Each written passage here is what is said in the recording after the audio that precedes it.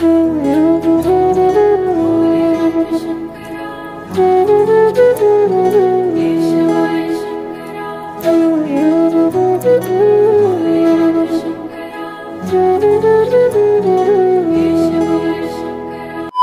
Hello দর্শক বন্ধুরা, আপনাদের জানিয়ে রাখি 2024 সালের কেদারনাথ যাত্রার কপাট খোলার তারিখ কিন্তু বেরিয়ে এসেছে। ঠিক 10ই মে বাবার মন্দিরের দরজা খুলে যাচ্ছে ভক্তদের জন্য। তো সামান্য কিছু টাকার মাধ্যমে কিভাবে কেদারনাথ ভ্রমণ করবেন সেই বিস্তারিত ভিডিও আমার ঠিক এই ভিডিওর পরেই আমার এই চ্যানেলে চলে আসবে। সেই ভিডিওটা দেখার জন্য এই ভিডিওটি লাইক করুন এবং আমার চ্যানেলের সঙ্গে যুক্ত হয়ে যান চ্যানেলটি সাবস্ক্রাইব করে। তো চলুন আজকে আপনাদের দেখাই কিভাবে কেদারনাথ এবং বৈদ্যনাথ যাওয়ার জন্য রেজিস্ট্রেশন কমপ্লিট করবেন। তো চলুন সরাসরি কম্পিউটার স্ক্রিনে গিয়ে দেখা হচ্ছে।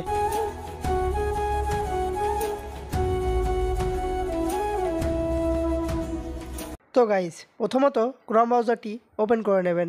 তারপর সার্চ বারে সার্চ করবেন কেদারনাথ রেজিস্ট্রেশন বা চারধাম যাত্রা রেজিস্ট্রেশন। সার্চ করতেই প্রথমে যেই ওয়েবসাইটটি পাবেন এটাতে ক্লিক করে দেবেন। তারপরে ঠিক এরকম একটি পেজ ওপেন হবে। তারপর উপরের কোনায় লগ ইন বা রেজিস্টার অপশান দেখতে পাচ্ছেন, ওখানে ক্লিক করতে হবে। ক্লিক করা মাত্রই ঠিক এরকম একটি পেজ ওপেন হবে। যদি আপনি এর আগে রেজিস্টার্ড করে থাকেন তাহলে ডিরেক্ট লগ ইন করবেন, আর না হলে লেফট সাইডে যেটা সাইন আপ দেখাচ্ছে ওখানে আপনার ডেটা ফিল করে সাইন আপ করে নেবেন। তো সাইন আপ করার জন্য এখানে আপনার নাম বসাবেন, এখানে মোবাইল নাম্বার এবং এখানে সিলেক্ট করবেন কোনটা। ট্যুর অপারেটর হলো ট্যুর অপারেটর এবং ইন্ডিভিজুয়াল যদি আপনার একাই যান তো ইন্ডিভিজুয়াল দেবেন, ফ্যামিলি নিয়ে গেলে ফ্যামিলি দেবেন। এগুলি ফিল করার পর আপনাকে পাসওয়ার্ড দিতে হবে। পাসওয়ার্ড দেওয়ার পর সাইন আপ অপশানে ক্লিক করে দেবেন। ক্লিক করা মাত্রই একটি ওটিপি জেনারেট হবে। ওটিপি দিলেই আপনার অ্যাকাউন্ট ক্রিয়েট হয়ে যাবে। অ্যাকাউন্ট ক্রিয়েট হয়ে গেলে এখানে মোবাইল নাম্বার এবং পাসওয়ার্ড দিয়ে এবং ক্যাপচার কোড বসিয়ে লগ ইন করে নেবেন। লগ ইন অপশানে ক্লিক করা মাত্র এরকম একটি পেজ ওপেন হবে। তো এখানে আপনাকে রেজিস্ট্রেশন ফর ট্যুর এই অপশানটিতে ক্লিক করে দিতে হবে। তারপর ঠিক এরকম একটি পেজ